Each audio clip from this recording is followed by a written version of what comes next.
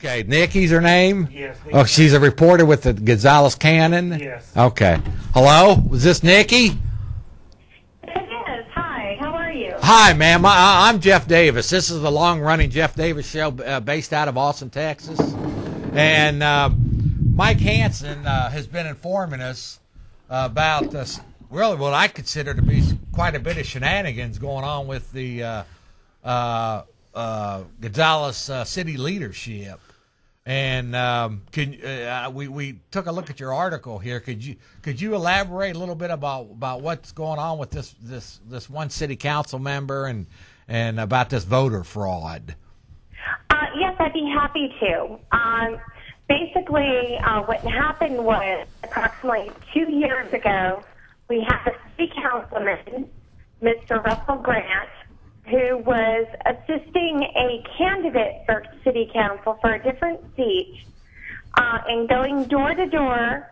And the two of them are charged with basically election tampering, election misconduct, and putting false information on mail-in ballot applications.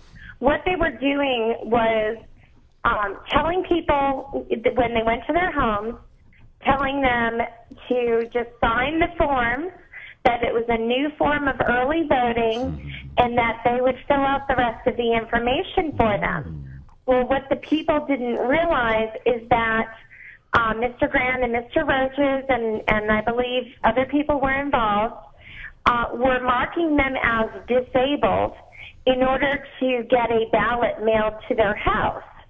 But when in fact, when we went back and looked over the approximately 100 mail-in ballot applications for that election, 83 of them that were marked disabled were not disabled. Wow.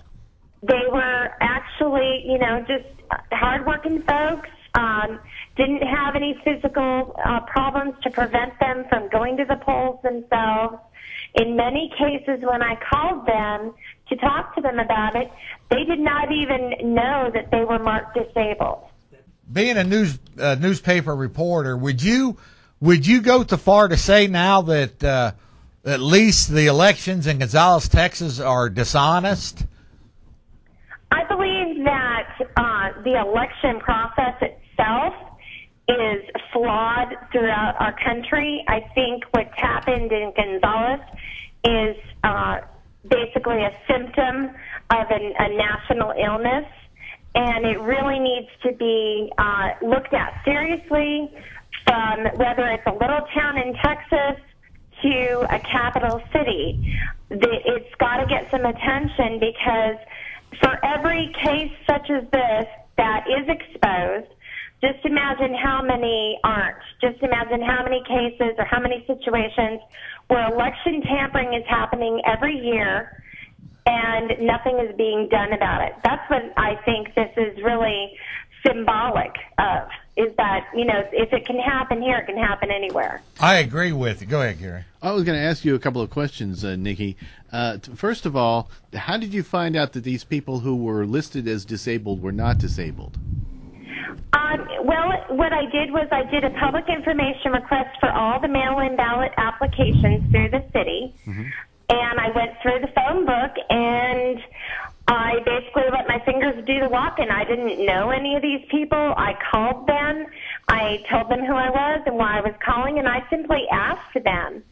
And none of them really, denied anything. None of them were afraid to talk to me, because they didn't realize that anything had been done wrong. Right. And many of them, when they found out what happened and realized it, they felt very betrayed. They were very upset. This is a councilman and a local Baptist preacher that was the candidate. That people that they've grown up with, in many cases, people they trusted, that they knew, and that were part of their community, and they were very upset. Okay. So I'll just say it's something that definitely shook this whole community apart. Now, Nikki, I want to ask you, I'm trying to understand how this benefited the candidate. So somebody gets a ballot from the door-to-door person, does the door-to-door person get to cast their vote for them, or how does that work? I don't understand how it benefits a particular candidate. Well, that's a really good question as far as how does it benefit the candidate. I guess the simplest answer for that, there's many different answers, but I guess the first answer is it puts a ballot in the hand of someone that may not necessarily go to the polls and vote, yes, which was probably their primary motivation. Secondly, when they were going door to door to these people, they told several of them to call them when the ballots came in and that they would come back to their house and help them vote. Yeah. Now, I don't know about you, but that is a problem. Not only is that a big red flag, but it's illegal. A candidate cannot come and stand in your living room and tell you how to vote.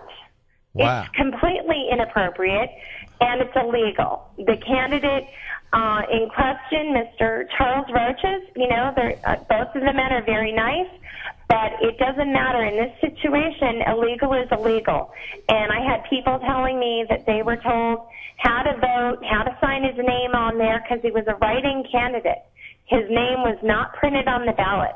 But in many cases, the people told me that they felt harassed, that these two gentlemen kept coming back to them multiple times in 1 week asking them, did you get your ballot yet?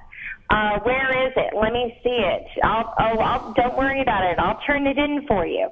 There are some situations where some of the people filled out affidavits claiming that the two gentlemen left their home with their ballots. Now, that is illegal also. A candidate and no one other than a relative of the person voting is authorized to transport your ballot. If you're mailing it back, that's one thing.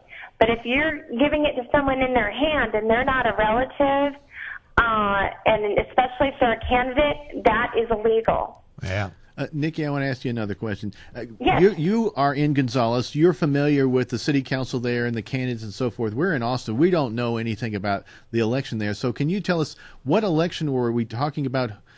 Were there two candidates in running for separate seats, or who was running? And one was a write-in candidate or something. Can you kind of tell us what election are we talking about and kind of set the stage for us? The election that we're discussing in this case is the 2009 municipal election happening in early voting was in April of 2009. The poll date was in May. Mm-hmm. There are some discussion and some allegations about the election fraud that people believe occurred in 2008 in the year prior. That involved the mayor of Gonzales and another councilman for a different district. Although there were some affidavits and a petition of more than 300 citizens asking the district attorney to investigate that, but since that was before our current district attorney gained her seat, she did look into it a little bit, but she said due to manpower limitations and the fact that it was before her watch, and that although she wrote this in a letter, she said, although she believes election misconduct occurred in 2008 also, she said that she couldn't investigate or prosecute that, but she did move forward with the 2009 investigation.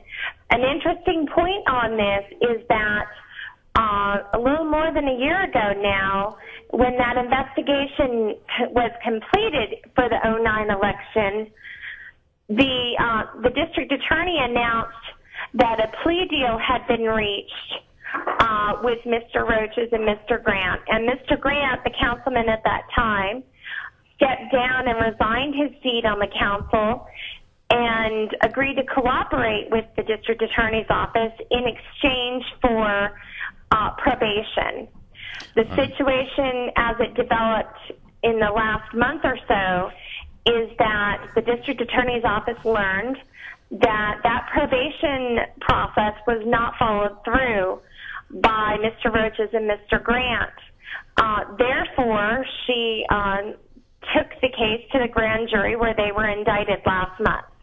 All right, we are looking at the resignation letter on the screen of Russell Grant, but I'm still trying to understand something, Nikki. In May 2009, first of all, how big is the Gonzales City Council? How many members does it have?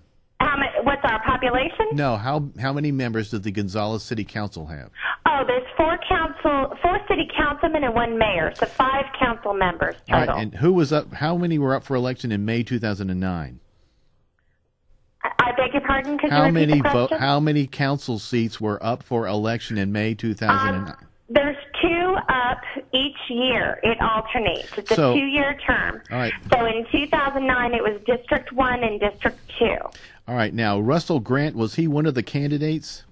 Russell Grant was District 1. Russell Grant was District 2. He was running unopposed. He was running, okay. He was running unopposed. District 1 was the seat for the other seat in the election, and that's the seat that Reverend Roaches was running for. And he was running as a write-in candidate. Yes, sir. He missed the deadline to be on the ballot, so he was a write-in candidate. So Russell Grant is running unopposed. Why would he commit vote fraud? I believe he was helping a member of his community. He was committing the vote fraud to help Roaches. His pastor, and he was, and actually it's an interesting question because when I interviewed him shortly after we busted this case open in 2009, he told me he denied ever going door to door with Mr. Roaches. He denied me ever helping him campaign, ever soliciting votes for him, when in fact I spoke to more than 50 people who told me the same scenario, that they were driving around in the same vehicle, going up one block and down the other. So the contradictions were very obvious. Nikki, I wanted to ask you something else. I'm wondering if you have any information on this. The Gonzales Canon has been covering a lot of different things going on there. One of them, the city secretary has resigned, right? Yes, we've had 2 city secretaries. We're on our 3rd one in just as many years, yes. And didn't the city manager, didn't he? It seems like the city of Gonzales leadership is really in a shambles right now. Would you agree with that? I wouldn't use the word shambles because I think there are a couple of people that the city would actually improve on its government by replacing. I think we're moving forward in the right direction now, but the whole healing process, it has to start with the truth. And if people continue to cover things up in the manner that I believe they have for decades now, then it's going to revert back, and I'd rather see it move forward.